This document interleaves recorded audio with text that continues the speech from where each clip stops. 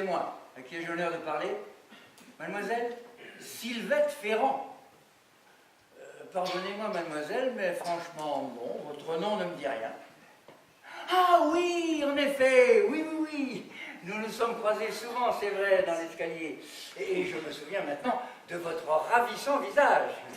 Que puis-je faire pour vous, mademoiselle et chère voisine? Car on ne peut pas être plus voisin, en effet. Et je me demande même pourquoi vous me téléphonez, car j'ai l'impression que si vous éleviez la voix, je vous entendrais très bien. Tenez, tapez du pied, je vous dirai combien de fois vous l'avez fait. 1, 2, 3, j'allais dire rideau. Justement, quoi? Ah, vous voulez faire du théâtre?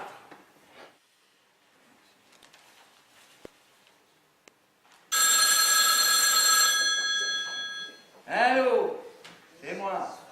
À qui ai-je l'honneur de parler? Mademoiselle Gisèle Urbain. Vous habitez dans la même maison que moi, mademoiselle? Non. Alors à quel sujet me téléphonez-vous? Ah, théâtre.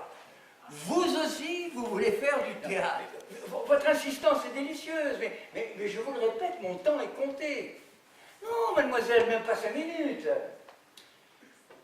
Je n'en doute pas un instant, et je tiens même à vous dire que vous avez une jolie voix. Et vous avez en outre une force de persuasion singulière. Oui, oui, ben, ça ne doit pas être trop facile de vous refuser quelque chose. Alors, mais ne criez pas. Mais ne pleurez pas. Voilà que je pleure en présent. Mais vous me fendez le cœur, là. Bon, eh bien oui, venez, mais je vous préviens que je vous flanquerai la porte aussi poliment que possible au bout de 3 minutes. Ah oui, mademoiselle, il faudra me prouver en 3 minutes que vous avez vraiment des dispositions pour jouer la comédie. Et attendez, à ce propos, je suis obligé de vous demander quelque chose d'extrêmement singulier, et je m'en excuse. Si par hasard il y avait dans mon bureau quelqu'un, qui que ce soit, quand vous entrerez, je vous demanderai d'avoir l'obligeance de me sauter au cou en entrant et de m'appeler papa. Non, mademoiselle, je ne plaisante pas. Il ne faudrait pas que votre visite apporte dans ma vie privée des perturbations graves, et c'est le seul moyen de les éviter. Alors, elle, je... Allô? Oui, bonjour, mademoiselle, vous ne reconnaissez pas ma voix? Oui, c'est moi. J'ai des remords. Alors, descendez tout de suite les 21 marches qui nous séparent. Nous allons voir un peu si vous avez vraiment des dispositions pour le théâtre. Bon, venez. Quoi qu'il en soit, puisque me voilà remise un peu, j'ai appris par cœur les imprécations de Camille dans Horace. Vous savez? Oh oui, je connais très bien. Je vais vous les dire. Non, parce que malheureusement, nous avons dépassé en bavardant les 3 ou 4 minutes que je pouvais vous donner. Oh mon Dieu. Et hélas, oui. Alors il faut que je m'en aille? Hélas, non. Il est trop tard. Non, restez. Restez précisément, car je viens de me mettre à cause de vous dans une situation extrêmement ennuyeuse. Et trop embrouillée d'ailleurs, pour que j'aie le temps de vous l'expliquer. Il se peut que dans un instant, nous ne soyons plus seuls tous les deux. Or, si quelqu'un entrait, je vous prierai de me rendre l'inestimable service de passer à ses yeux pour ce que vous n'êtes pas. Mais qu'est-ce que je ne suis pas? Ma maîtresse. Non, Je vous demande de passer pour être ma maîtresse pendant quelques secondes. Si vous n'acceptez pas, je serai perdu. Perdu? Perdu. Mais pourquoi perdu? Ne cherchez pas à comprendre, mais dites-vous bien qu'il y va de ma vie. Un homme comme vous? Mourir? Vous ne le voudriez pas. Alors, puis-je compter sur vous? Comptez sur moi. Merci.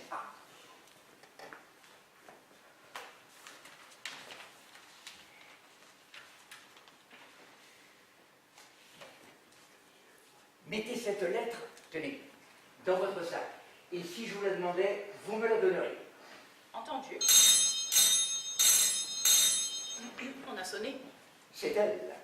Depuis combien de temps suis-je votre maîtresse? Depuis 10 ans. Comment 10 ans? Dis-moi, pardon. Eh bien, ma chérie. Bonjour papa.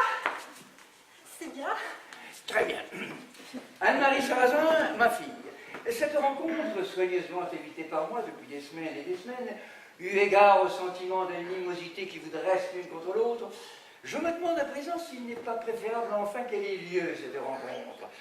Regarde-la dans les yeux, cette jeune femme que tu hais, car tu la hais, n'est-ce pas? Avoue-le, avoue que tu la hais. Oui papa, je la hais. Et pourquoi la hais-tu? Papa, tu me demandes? N'est-ce pas à cause du mal qu'elle me fait? Mais pas pour autre chose. Et tu défends mon bonheur. En défendant le mien.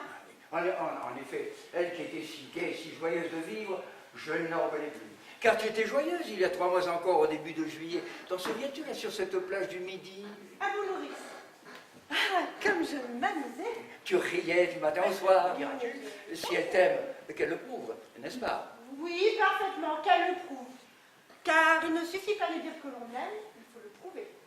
Et j'irai le dire tout de suite, à la myopie. Oh, oui, tu l'entends. C'est ma fille, c'est mon enfant qui te le demande. Prouve-le-moi que tu m'aimes. Oh, oui, je sais, c'est facile à dire. Mais n'as-tu pas dans ton sac un objet, une lettre peut-être? Si, cette lettre est là, justement dans mon sac. Eh bien, mais donne-la moi. La voici.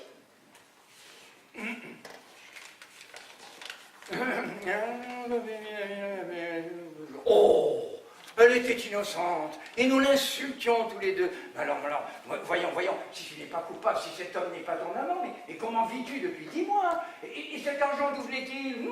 Tu ne l'as pas volé, je pense. Tu l'as volé. Je le vois dans tes yeux, tu l'as volé.